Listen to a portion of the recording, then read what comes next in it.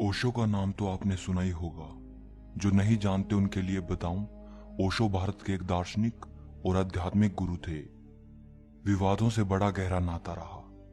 उनकी रहस्यमय शिक्षाओं और क्रांतिकारी विचारों की वजह से बड़ी तादाद में लोग उनकी ओर आकर्षित हुए और उनके अनुयायी बने। वहीं दूसरी तरफ बहुत से लोग उनके खिलाफ भी हुए और ओशो को सेक्स गुरु और अमीरों का गुरु कहा जाने लगा। इस वीडियो में आप ओशो के बारे में 30 ऐसी बातें जानोगे जो शायद आपने पहले कभी ना सुनी हो। वीडियो को पूरा अंत तक जरूर देखना। आखिर में आप कहोगे कितना रहस्यमय था ये इंसान। नंबर 1, 11 दिसंबर 1931 को मध्य प्रदेश के कुचवाड़ा गांव में जन्मे ओशो पैदा होने के 3 दिन तक ना तो हंसे थे और ना ही रोए थे। इस वजह से उनके परिवार के लोग बेहद परेशान हो गए थे। नंबर 2, ओशो बचपन से ही बेहद जिज्ञासु थे। किसी भी बात को जानना है तो बस जानना है। महज 12 साल की उम्र में वो रात को शमशान जाया करते थे, ये जानने की कोशिश में कि मरने के बाद इंसान जाता कहां है।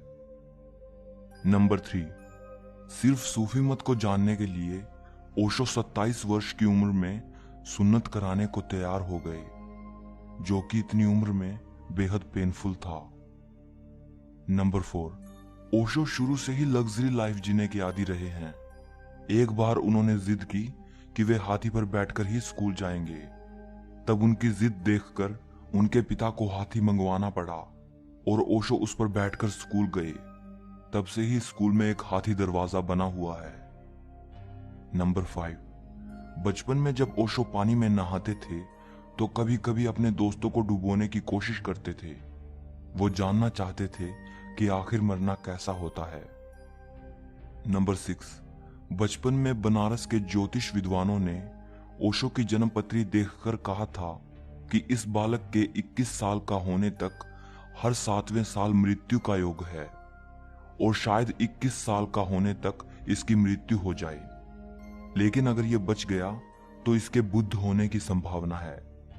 जब ओशो 14 साल के हुए तो 7 दिन तक एक मंदिर में बैठकर उन्होंने अपनी मृत्यु का इंतजार किया था, लेकिन उन्हें कुछ नहीं हुआ। नंबर 7, ओशो ने कहा था कि बचपन में उन्हें 2 बार अपहरण करने की कोशिश की गई, लेकिन वे नहीं जानते कि ऐसा क्यों हुआ। नंबर 8, स्कूली दिनों में ओशो को एक पीपल के पेड़ से बहुत प्रेम हुआ था। वो हर रोज आते जाते उसे निहारते थे और अपने आप को इमोशनली उस पेड़ के नजदीक पाते थे। एक दिन उस पेड़ के साथ कुछ अनोखा हुआ। ओशो कहते हैं, ये तो मुझे भी नहीं पता वो क्या था, लेकिन कुछ घटित हुआ और उसी दिन से उस पेड़ के साथ एक विशेष प्रकार का संबंध हो गया, जिसको मैंने पहले कभी अनुभव नहीं किया। इंसान के साथ भी ऐसा लगाव कभी नहीं हुआ। नंबर 9, 21 मार्च 1953 के दिन 21 साल की उम्र में एक पेड़ के नीचे ओशो को संबोधि प्राप्त हुई। उस वक्त वो जबलपुर कॉलेज से फिलोसफी की पढ़ाई कर रहे थे। संबोधि के बारे में ओशो कहा करते थे कि अब मैं किसी भी प्रकार की खोज में नहीं हूं, अस्तित्व ने अपने सारे द्वार मेरे लिए खोल दिए हैं। नंबर 10, संबोधि यानी ज्ञान प्राप्त होने के बाद भी उन्होंने अपनी स्टडी को जारी रखा और सागर यूनिवर्सिटी से फिलोसफी में first class first gold medalist रहकर एमए की डिग्री ली थी।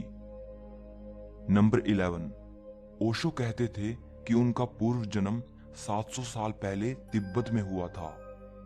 पिछले जन्म में जो काम वो पूरे नहीं कर पाए थे, उनको पूरा करने के लिए जन्म लिया है और इस जन्म के लिए अपने माता पिता को भी उन्होंने खुद चुना है। नंबर 12, ओशो बेहद उच्च कोटि के वक्ता थे। बोलने पर इतना कंट्रोल था कि जो बोल दिया वही आखिरी हो गया, वही छपता था। माफ करना, मेरा मतलब ये नहीं था, मुझसे गलती हो गई, इस तरह के शब्दों का इस्तेमाल उन्होंने कभी नहीं किया। नंबर 13, ओशो कितने कुशल वक्ता थे, इसका अंदाजा आप इसी बात से लगा सकते हैं कि उन्होंने एक भी किताब नहीं लिखी, फिर भी उनकी 600 से ज्यादा किताबें पब्लिश हैं। ये सब की सब उनके प्रवचनों पर आधारित हैं। मतलब जो वो बोले वही का वही किताब के रूप में छपा है, बिना सुधार किए। नंबर 14, ओशो ने लगभग हर विषय पर प्रवचन दिए। करीब 5500 घंटे के प्रवचन इंग्लिश में और 4800 घंटे के प्रवचन हिंदी में मौजूद हैं।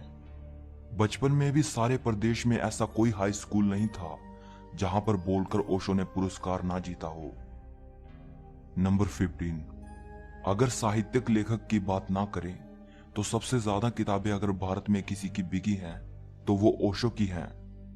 सालाना 1 मिलियन से ज्यादा किताबें और टेप भारत में बिकती हैं। नंबर 16, किताबों से उन्हें बहुत लगाव था। एक दिन में 3 किताबें पढ़ दिया करते थे। पढ़ने के इतने शौकीन थे कि उनका पूरा दिन भोजन और सुबह के प्रवचन के अलावा किताबें पढ़ने में ही बीतता था। पढ़ने को लेकर उनका पागलपन इतना ज्यादा था कि वो चोर बाजार में बिकने वाली किताबों को खरीदने से भी नहीं कतराते थे।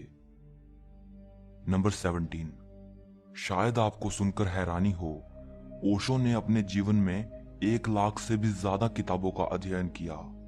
एक शोध के अनुसार उन्हें 20वीं सदी का सबसे अधिक किताबें पढ़ने वाला पुरुष माना गया और उन्हें इंडियाज ग्रेटेस्ट बुकमैन के नाम से भी संबोधित किया गया। नंबर 18, ओशो को किताबों से बेहद प्रेम था।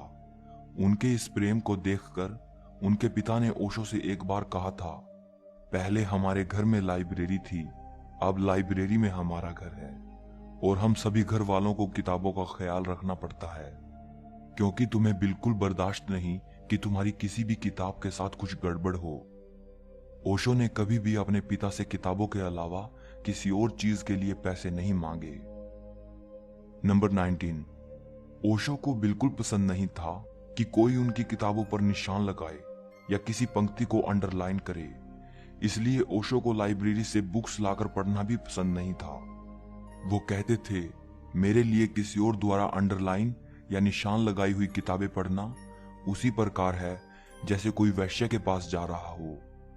मेरे लिए कोई पुस्तक मात्र पुस्तक नहीं, ये एक प्रेम संबंध है। नंबर 20, ओशो बचपन में अपनी नानी के पास रहे। नानी ने ही उनको पढ़ना सिखाया। जो भी किताबें उन्हें पसंद थी उसे वो रात में अपनी नानी को पढ़कर सुनाते। पहली बुक जो उन्होंने अपनी नानी को पढ़कर सुनाई थी वो थी द बुक ऑफ मिर्दाद। ये उनकी सबसे पसंदीदा किताबों में से एक थी। साथ ही ओशो ये भी कहते थे कि मनु संहिता और मनु स्मृति को मैं दुनिया की सबसे कुरूप किताब मानता हूं। नंबर 21, ओशो की लाइब्रेरी में 1 लाख किताबें हैं। ओशो ने मृत्यु से पहले अपने लोगों को इस लाइब्रेरी की किताबों को अलमारियों में बंद रखने का निर्देश दिया था। साथ ही ये भी कहा था कि इन किताबों को तालों से खोलकर सिर्फ उन्हीं को पढ़ने की इजाजत है जो उन पर लिख रहे हों। उसमें भी किसी को एक बार में 3 से ज्यादा किताबें निकालने की इजाजत नहीं है। ओशो का कहना था, ये लाइब्रेरी आम जनता के लिए नहीं है, इसकी किताबें उन्हीं के लिए खुली हैं जो उन पर यानी ओशो पर शोध कर रहे हों। नंबर 22, ओशो गजब के तर्कशास्त्री थे। उनमें किसी भी बात को सही या गलत साबित करने की पूरी क्षमता थी। यही कारण था कि कोई भी व्यक्ति उनसे वाद विवाद नहीं कर सका। पोप ने भी उनका चैलेंज स्वीकार नहीं किया। नंबर 23, ओशो सेक्सुअलिटी पर बड़े खुले रूप से बातचीत करते थे। वे सेक्स को लेकर खुले स्वतंत्र तरीके की वकालत करते थे, इसीलिए उनको काफी क्रिटिसाइज भी किया गया और उन्हें सेक्स गुरु कहा जाने लगा। नंबर 24, ओशो को बातचीत या कम्युनिकेशन शब्द बिल्कुल पसंद नहीं था। वो कहते थे, ये मेरे लिए एक भद्दी बात है, मेरा शब्द तो संवाद है। नंबर 25, ओशो को उर्दू की प्रसिद्ध गायिका नूरजहां का गाया गाना वो जो हम में तुम में करार था, तुम्हें याद हो कि ना याद हो, बेहद पसंद था। नंबर 26, ओशो लगातार 15 वर्षों तक प्रवचन देते रहे, लेकिन 1981 से करीब 3.5 साल के लिए वो सार्वजनिक मौन में चले गए थे। नंबर 27, ओशो के पिता ने ओशो से संन्यास लिया था। जिस दिन उन्होंने संन्यास लिया था वे ओशो के पैर पकड़कर खूब रोए थे। नंबर 28, ओशो को अमीरों का गुरु कहा जाता है और उन्होंने खुद भी अपने इंटरव्यू में बार बार जिक्र किया है कि वे अमीरों के गुरु हैं। वो कहा करते थे कि मुझे तुम अमीरों का ही गुरु बनने दो, गरीबों के लिए तो और भी बहुत से गुरु हैं। यहां अपनी बात को सिद्ध करने के लिए वो ऐसे तर्क दिया करते थे कि अमीर होना कोई बुरी बात नहीं है, बल्कि जिसके पास धन है वही धन की व्यर्थता को समझ सकता है। बुद्ध महाराजा के बेटे हैं, राम और कृष्ण राजघराने में पैदा हुए। तुमने कभी किसी भिखमंगे को अवतार या एनलाइटेंड महापुरुष बनते देखा है?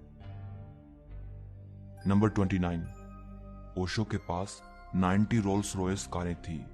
एक इंटरव्यू में उन्होंने कहा था कि वो 365 रोल्स रॉयस कारें चाहते हैं। उनके अनुयायी उन्हें ये कारें उपलब्ध कराना चाहते हैं। वे चाहते हैं कि हर दिन उनके लिए एक अलग कार बाहर खड़ी हो। नंबर 30, ओशो की डेथ आज भी रहस्य है। कहा जाता है कि जब वो अमेरिका की जेल में थे तब उनको थिलियम नाम का धीमा जहर दिया गया था। इससे उनका शरीर कमजोर पड़ता चला गया। वो निरंतर बीमार रहने लगे और मृत्यु उनके नजदीक आती रही। सो इस वीडियो के लिए इतना ही। अगर आपको ये वीडियो अच्छा लगा हो तो लाइक और शेयर जरूर करना। कमेंट करके मुझे बताइएगा कि आप ओशो के बारे में क्या सोचते हो, और सब्सक्राइब करके घंटी को दबाना मत भूलना। सो मिलते हैं अगली वीडियो में।